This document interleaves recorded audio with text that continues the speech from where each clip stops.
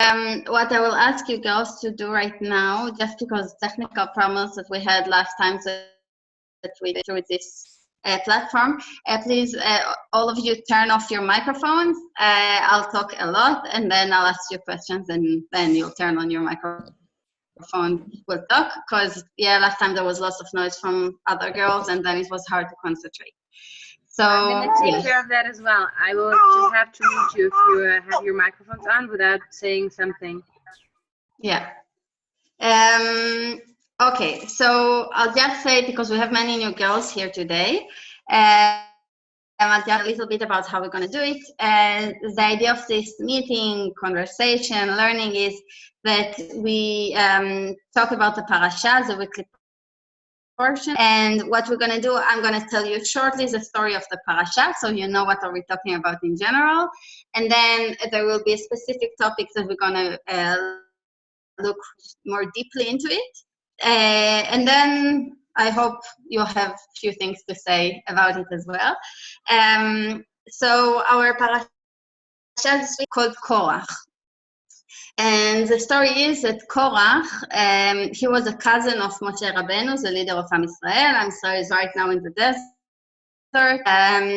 Whoever of you who was with us last week heard that Am Yisrael left Parasha. They were supposed to get Eretz Israel, but then they were sending a group of people who said bad things about Eretz Israel, about land of Israel, and then Hashem was really upset, and he said, now you will need to wait 40 years before you enter Eretz Israel.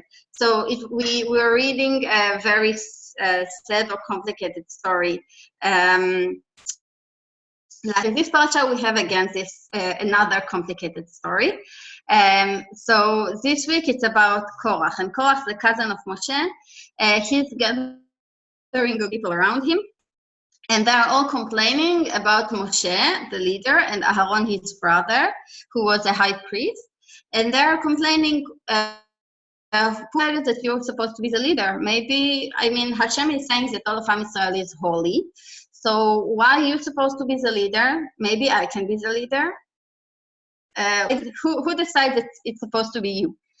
And then what happened is that Moshe is telling them, we need, let's check what Hashem is saying. Hashem is saying that all of the people who are complaining needs to take, it's called machta.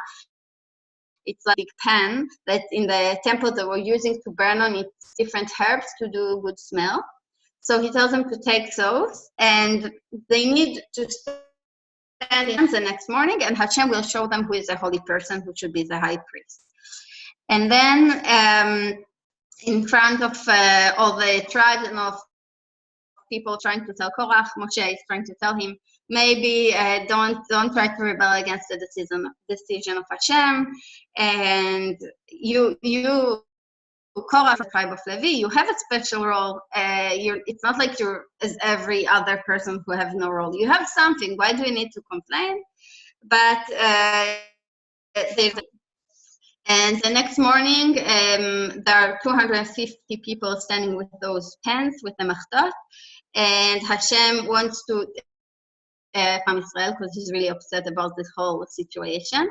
Moshe and Aaron are praying that Hashem would not kill everyone, but only the person who are actually sick. And then what Hashem is doing, Moshe is telling to everyone, if Hashem will do something, I would say not necessary to punish Korach, then you'll know that that me and Aaron are the chosen ones.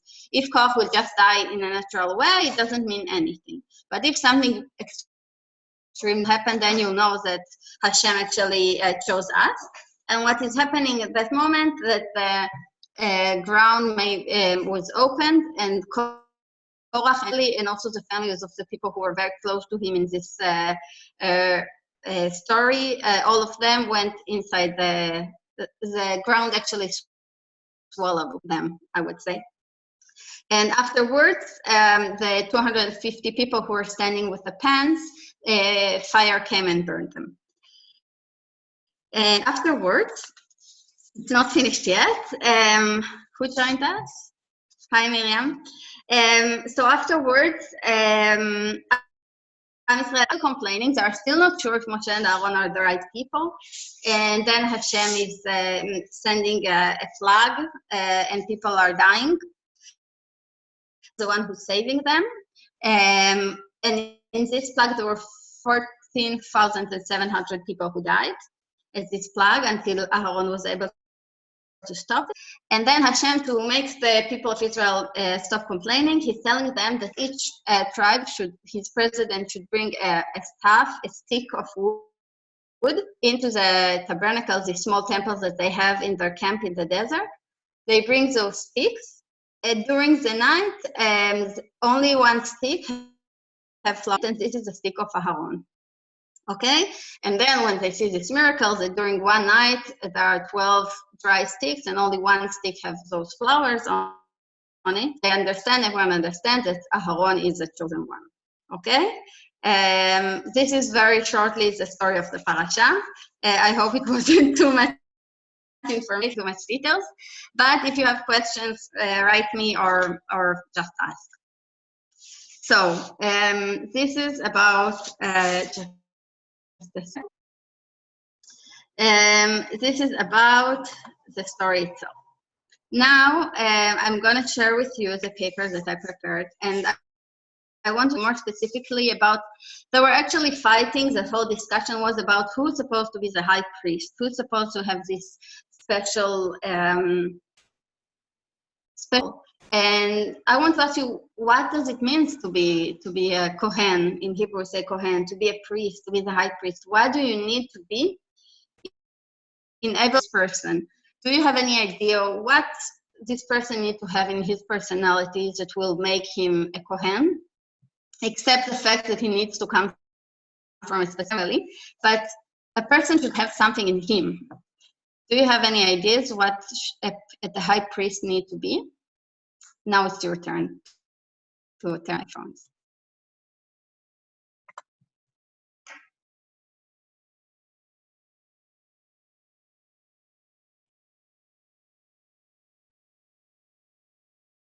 I actually until now only thought that he needs to be from the family, and but also needs to have certain kavana and intention, and to be with his mind in the right place when he does actually the work in the Beis Hamikdash.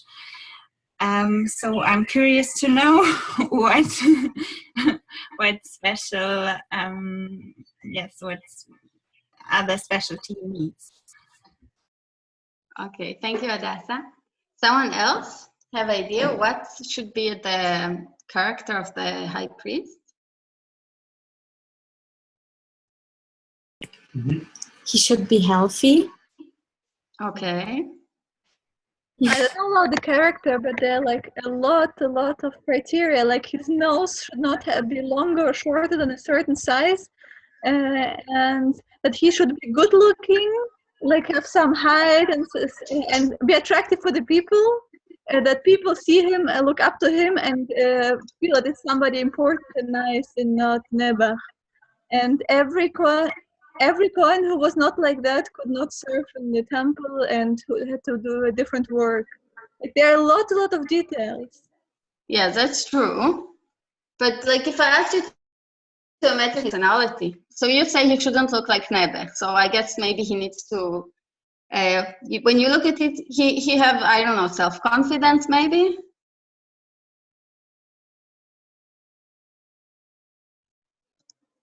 Okay, anyone else have ideas? I think to be kind of a role model, so to be more spiritual maybe than other people and to make them believe. Okay, thank you. Okay, so I would say, first of all, it's true that the high priest is there is only one person who can have this role, and we can't be, unfortunately. But in Hebrew, we have this word priest is, as I said before, Kohen, and we do say in Hebrew when a person is serving in a public position, it's called lechahen. It's coming from the same word as Kohen, because when you have some kind of a public position, then there is similar to the high priest. So I would say in each one of us, maybe sometimes we need to learn from the high priest how to behave, especially if we have specific roles, but also in our family or between our friends, we need to be this person who gives this role that we'll learn a bit about it. So it's not something who is only a person, but something that we can take to ourselves as well. And when we're thinking about the Kohen or what we can learn from this parasha, I want to focus on something very specific, how Hashem proved to everyone that Aharon is the chosen one. And as I said before, he did it with the stick. And now I want to show you, I brought here the psukim, I just share screen. Just a second.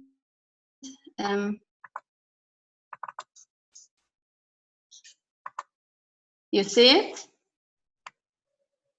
Parashat Korach? Not yet. Wait, Not yet. We're on the way there. wait. What about send us a link to Chabad.org where there is this page or something? No. Just a second. Wait, sorry. Want to send it to me and I share? No. What are you trying to share? Is that a document or is that a website? It's a document, but So you have to first open the document. yeah, I know how to do it. Ah, It is I'm sorry. ready. Okay, It's you're just jumping pro. to a I'm not a pro. Let's try now, just a second. I hope you'll find it. Share screen. And now? Girls? Hooray! Yay. Okay, good. So I want to focus on how Hashem showed everyone that Aharon is a chosen one. What you from in Hebrew and in English, it's almost the end of the parasha, but not completely. I will read it first in Hebrew, and then we'll try to understand what was in this method of using the sticks of wood, and what can we learn from it about Aharon and his role. So I'm starting with וידבר השם אל משה לאמור, דבר אל בני ישראל, וקח מאיתם מטה לבית אב, מאת כל נשיאיהם לבית אבותם. 12 מטות תכתוב על מטהו. ואת שם אהרון תכתוב על מטה לוי, כי מטה אחד לראש בית אבותם. והנחתם באוהל מועד לפני העדות, אשר יבעד לה, והיה איש אשר אבחר בו, מטהו יפרח, והשיקותי מעלי את תלונות בני ישראל, אשר הם מלינים עליכם. וידבר משה אל בני ישראל, ויתנו אליהם מטה לנשיא אחד לבית אבותם, 12 מטות, ומטה אהרון בתוך מטותם. וינח משה את המטות לפני השם באוהל העדות. ממחרת, ויבוא משה אל אוהל העדות, והנה פרח מטה אהרון לבית לוי, ויצא פרח ויצא ציץ, ויגמול שקדים. ויצא משה את כל המטות מלפני השם אל כל בני ישראל, ויראו ויקחו איש מטהו. So that was the Hebrew, and now we move to the English. The Lord said to Moses, speak to the children of Israel and take from them a staff for each father's house from all the chieftains according to their father's houses, of 12 staff, and inscribe each man's name on his staff. So he's actually telling him each tribe needs to bring his own wood and to write the name of the name of the president who's bringing it. Inscribe Aharon's name on the staff of Levi, for there is only one staff for the head of their father's house. You shall place the staffs in the tent of meeting before the ark of the testimony, where I command with you. The staff of the man whom I will choose, and I will come down, turning away from myself the complaints of the children of Israel, which they are complaining against you. So Hashem is saying, there will be one to have the flowers, and then the complaints will stop, and the people will understand what I want. Moses spoke to the children of Israel, and all their chieftains gave him each chieftain according to their father's houses, a total of 12 staff. And Aharon's staff was amidst their staff. So they didn't know which belong to who. It was exactly the same. Moses placed the staff before the Lord in the tent of the testimony. And on the following day, Moses came to the tent of the testimony, and behold, Aaron's staff for the house of Levi had blossomed. It gave forth blossoms, sprouted buds, and produced almonds. Moses took out all the staffs from before the Lord to the children of Israel. They saw and they took each man his staff. Okay? We see, we have here the description of what actually happened. And what's interesting is that when Moshe is bringing all the staffs into LILMOD, it's written that each president brought his own staff. It's not written which kind of wood it was made of, right? We don't know. It's just written that they brought. We don't know which kind of wood. It can be any kind. It can be maybe an olive tree or, I don't know, apple tree. Thank you. It can be different options. And then only after it blossoms, we hear that the stick of Aaron came from an almond tree. And what's special about why it was specifically this one, that it's like Hashem could do it from each kind of wood he wants, and each kind of flower he wants could came out of this dry. And what's special about this tree of almonds, in Hebrew it's called shkedia, is that this tree is doing faster than others. For example, in Israel we have the Tu B'Shvat, the holiday for the trees, and it's written that we have Ashkedia porachat v'shemesh fazoachat. That this tree is the first one who have flower. If we have flowers or blossoming before all the other trees, so he likes to do things fast. This is what's special about him. And I would say that usually, when are we doing things fast? We not always like fast, especially in work, or for example, Nelly talked about her studies. Sometimes we need to study for a test or to prepare, I don't know, an essay. We do things very, very slow. Why? Because we don't like it, we don't enjoy it, we don't feel it's something, even if we understand it's important for us, we don't necessarily want to rush up and do it. We do something fast, it's because we belong to it. We feel connection to the idea or to the thing that we should do. And this is something that I would say was very much associated with Aharon, because Aharon and his tribe, they were a tribe who liked to rush things and to do things that were connected to it. And this is why there are different halachot regarding different things in Eretz Israel. And the halachot who are talking about all Eretz Israel are different regarding to the tribe of Levi in the temple, because it was clear that they would do things fast and they wouldn't wait. So we learn from here that they felt that they belong. And also I was telling you before the story that there was a plague and Aaron was coming and saving Am Yisrael. So it's also written there in the Torah that he was rushing. It was very hard to save Am Yisrael. He was part of them and he felt connected to them. So this is something that we learned, that Aaron, he sees himself as connected. If we take this as example. So first thing, to feel connected. Second thing I want to say about the Kohen is what actually his role. We have the temple standing in Yerushalayim. What the Kohanim actually doing there? Their goal is to actually bring the sacrifices. Am Yisrael brings them the sacrifices, and their role is to stand at the temple and to work and to do the sacrifices themselves. And actually, each Kohen usually was working at the temple for 2 weeks in a year. And imagine yourself as a Kohen. Most of the sacrifices that they received were, it's called Korban Chatat, which means it's a sacrifice that someone brings when he's doing a sin.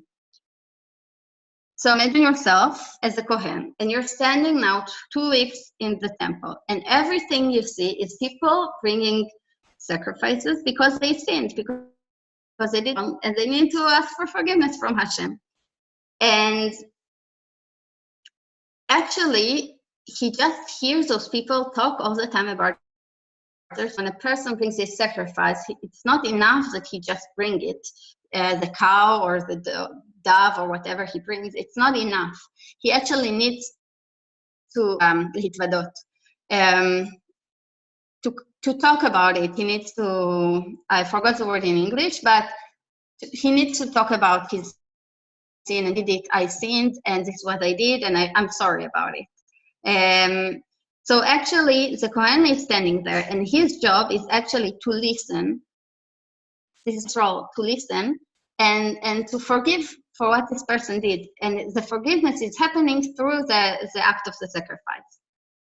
But the person that for 2 weeks and just hearing the people talking and talking about their sins, it's very hard not at a certain point to become judgmental and start saying, oh, who would have thought that Israel are making so many sins, or look how they behave. It's very, very easy to get into this point that if you time about negative things, to think that everything is very negative. But the role of this tribe, of those group, of the Kohanim, is to look at people in a positive way. And they need, when this person is coming and they listen to his sin, this person is like a dry stick. He feels depressed. He knows that he sinned. He knows that he did something very bad. And sometimes he feels that he has no hope or how he can grow out from this place. Like this dried stick. And the role of the Kohen is to listen to him and to show him that he has an option to become good, that he can blossom. And this is the role of the Kohanim, to take those people who sinned and to make them believe in themselves, to see the good in them, and not to treat this negative way.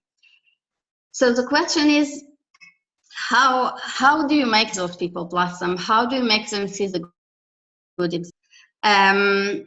I would say that if you meet a person that he's very full of himself and sometimes too much self-confidence, it wouldn't do to bring your flowers outside.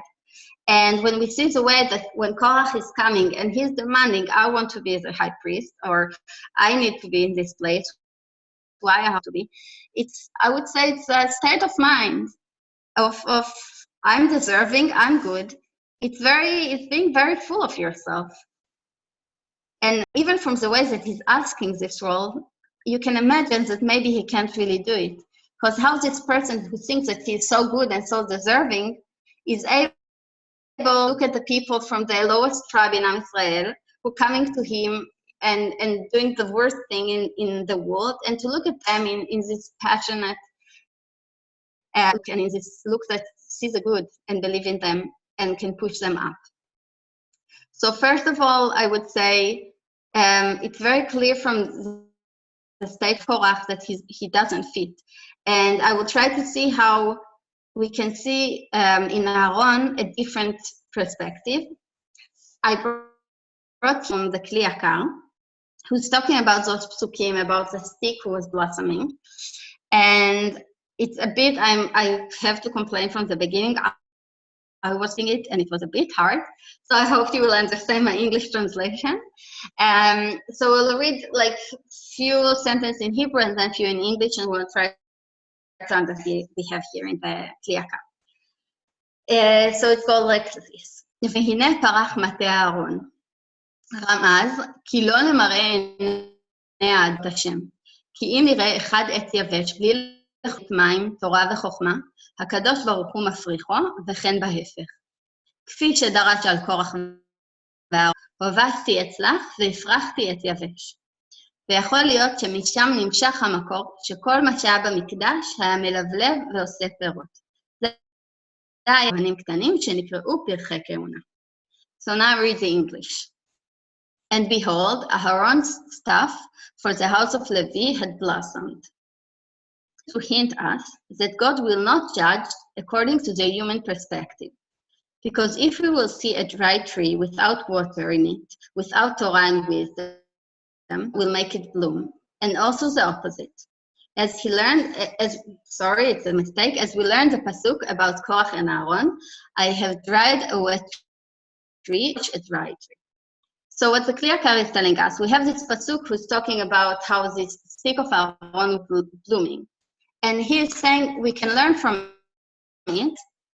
Hashem is not working in the way that we are working. We can look at a stick and we'll say nothing can grow up from it. It's a dead tree, that's it. Nothing. But or in the same way, we can look at the person and to say he doesn't have Torah, he doesn't have wisdom. Nothing good can come up from this person. The way that Hashem is judging the world is completely the opposite. He can take this dry stick and make it blossom, and he can take a person who is completely far away from Torah or completely far away from, and to make him the best person in the world. He is judging in a different way from us. And he is saying here, this is the pasuk that we can look at it as we look at Korach and Aaron. Hashem can take a dry wood and make it wet, and he can he can take a tree that is actually living and make it dry, and he can take a dry tree and make it flourish. And then what the Kriya Kara is talking about, he's saying this is why in the temple everything was connected to flowers in a way, and he gives us some examples. I them because it's very, very like special words in Hebrew. But for example, what I did brought here, the small priests, the young priests, their name in Hebrew is priest flowers, I would say. Pirchei Keuna. This is how you call them, because we look at them as flowers. And one of the things that the Kohen used to wear called tzitz. Tzitz in Hebrew is like leaves, new leaves. And many objects in the temple, who even if they don't have immediately a simple connection to flowers or to trees or to this kind of things, they are quite connected to it. And it's interesting because the temple itself, it was something very, very full of life. It wasn't something who was, I would say, disconnected from life. When you come inside, you hear the songs of the Levim. There is beautiful music around you. There is the herbs that the Levim and the Kohanim was burning. So there was a good smell. Then there was the sacrifice, and from part of the sacrifice, they eat. So they could eat. They had everything, and also the temple itself was the most beautiful building in the world. Everything was very beautiful, very alive. It wasn't. And when a person came there and he felt very, very dry, when he came out of there, he was in a different state of mind. So this life living brought life into him. Do you have any questions or everything okay? So I keep to read a bit in Hebrew. ויגמול שקדים, בזכות וירץ אל תוך הקהל וגומר כדי לעצור המגפה, ובזכות שכהנים הם כגמול ידו, השיב לו להצמיח שקדים, שיש בהם משמעות לשון שקידות ומהירות. And produced ripe almonds, now in the English, because, and he ran into the crowd in order to stop the plague. And thanks to the quickness of the priest, they rewarded him with the growth of almonds. So this is what we talked before. Almond is a tree who the almonds are coming very fast, the flowers are coming very fast, and this is why from this stick the almonds were growing and not a different fruit. And he's again about the fact that Aaron was running fast to save Am Israel, and because of the fact that he was running fast, this is the flower who was growing from his stick. And again to the Hebrew. וכן פירש רש"י פרשת וישב, ויאמר הנני, לשון ענווה וזריזות. פירש כאן, הנה בשמחה. דעת אמר, הנה הוא יוצא לקראתך ורעך ושמח בליבו. וטעמו של דבר, שכל הנה לשון זריזות הוא. וכל מה שהאדם עושה בזריזות, ודאי בעשייתו. וכן שאהרון היה שמח לקראת משה אחיו הקטן ממנו, ולא נתקנא בשררתו. בזכות זה ניתן לאהרון שררת הכהונה. לשמחה. זהו שאמר, ואני הנה נתתי לך, בזכות הנה הוא יוצא לקראתך. אוקיי? English now. רש"י interprets פרשת וישב, behold, hineni, this is the word in Hebrew, as a way to humble and quick. And Rashi interacted with joy, as it is written, behold, he comes out to meet you and rejoice in his heart. And every time it's written, behold, it is a sign for quickness. And a person does quickly, he must be happy to do. And just as Aaron was pleased with Moshe, his younger brother, and he would not be jealous of his role. So now I will explain he's talking here about and what the Kliyaka was actually trying to say. When before Israel left Egypt, there were still slaves, and they were in Egypt, they were suffering a lot. And Moshe in the house of Paro, and there were two incidents that afterwards he had to run away. He was leaving the house of the king of Paro, and he was running to the desert. He got to Midian, he got married there, and he lived there for 60 years, according to part of the Midrashim. And after 60 years, he's living there in Midian, not in Egypt. I'm sorry there. And Hashem is telling him, this is the time I decided you need to go and save Am Israel. And Moshe is telling him, I can't go there. It's not my role. You know, I'm here living 60 years. I have good life. I'm married. I have children. My life is good. And there are sufferings there. I can't be the person who gives them. Also, Aharon, my brother, my big brother, he is there those 60 years. He is the leader. He hears everything they suffer. He is with them all the time. I can't be the person who now has come from the outside and saving them. It's supposed to be him. It's like Moshe feels uncomfortable to come and take the role from Aaron, who's doing it so many years with difficulties. And what Hashem is telling him, he tells him, you shouldn't be worried. Hinez, this is the word we have here in Hebrew a few times. Go and meet him, and you will see that he's coming in front of you. And the commentator says there that Aharon was happy in his heart. Moshe. He wasn't jealous. He wasn't upset. Oh, now he's coming and taking my job. He was like, I did my job. Now it's his job. I'm happy for him. Happy inside his heart. And from this, and also the fact that he was coming outside of Egypt to accept the face of Moshe, learn again, he's rushing the first thing. And second thing, that he was happy, truly happy in his heart. And this is something, I don't know how you feel, but I think sometimes all of us have those moments when we see someone else is failing. And sometimes we're a little bit happy about it. You know, it's very hard not to be for, I don't know, you're driving a car and then there's someone who's driving next to you in a very unpolite way, and he's like cutting you in the road. And after 2 minutes, you see that he crashed into a tree. Nothing happened. He's healthy. So you're like, you see what's happened. And of course, this is not be happy that he had an accident, but sometimes we see things that someone else is failing, and we're happy a little bit in our hearts. I don't know. I guess you can think about the example. Maybe I hope you're all tzadikot and righteous, and you don't have any ideas. But I can say about myself, I have it in my mind that I wouldn't share with you. But we're all people, and it's very easy to us sometimes to see someone else failing and to be happy. And Aharon, not just that he wasn't happy person is failing, just the opposite. He was happy when someone else was more succeeding than him. And even if someone else came and take his role, he was fine. This is your role. I did mine.